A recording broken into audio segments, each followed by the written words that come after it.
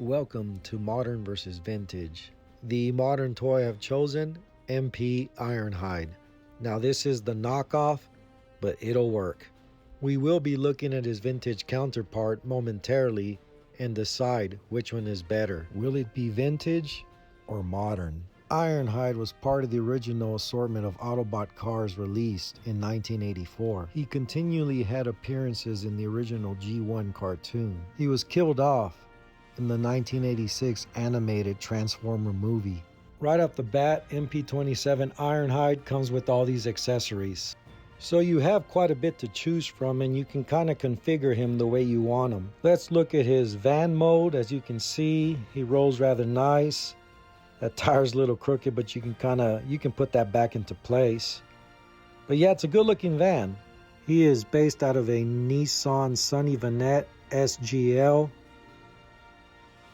Take a look at his Autobot emblem. Looks pretty darn good. Now, in my opinion, this isn't the greatest vehicle mode, but for a toy, it's not bad.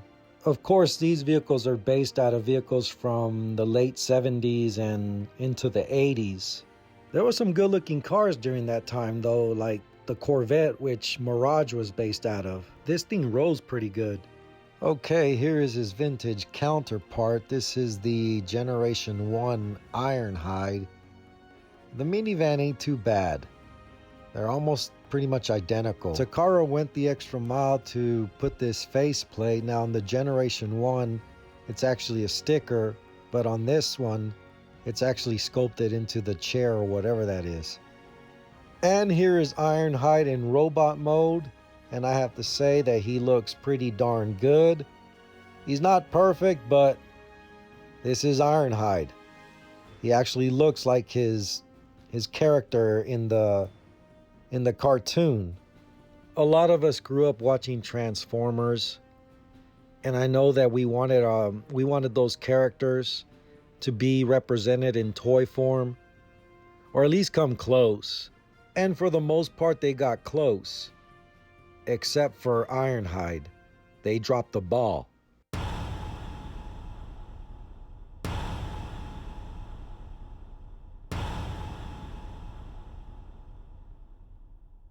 Yep, this is G1 Ironhide, believe it or not.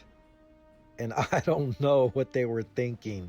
This looks nothing like Ironhide. Now I know why they did it, because when it comes to the Transformer line, they pulled from different sources to complete the line. They could have at least tweaked the toy and made it look somewhat like him. But no, we get this crap.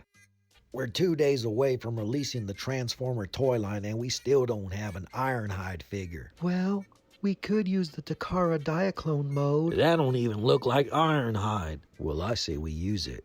Let these kids use their imagination. You know, I had a good imagination, but this was no excuse to give us this crap. Look at this.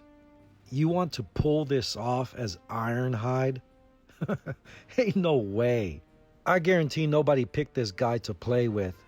Okay, I'm sure some of you guys probably played with him, but look, for the most part, I'm usually biased and I'll pick vintage. But for this particular showing, I'm gonna have to go with modern.